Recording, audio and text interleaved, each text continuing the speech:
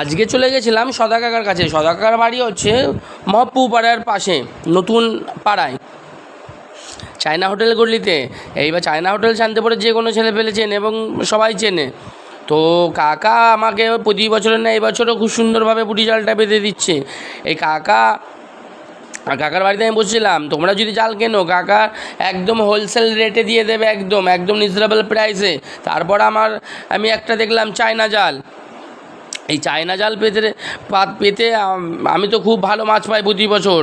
আমি চায়না জালটা একটা ভাইকে দিয়েছিলাম গেল বছরের, ও জালটা অন্য জায়গায় ফেলেছিল, সাপ বেঁধেছিল বলে ফেলে দিয়েছে। তারপর আমি এই জাল, এটা গেল বারের জাল, এই জালে দেখো বড় বড় দুটো তেলাপিয়া পেয়েছি। আমি ঠিকঠাক ক্যামেরা ধরতে পারিনি, তাই মাছটাকে দেখানো যাচ্ছে না।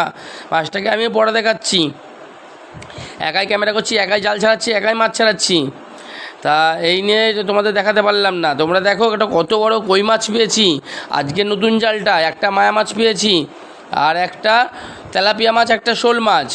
এখনকার আপডেট, এখনই জাস্ট পাততে এত মাছ।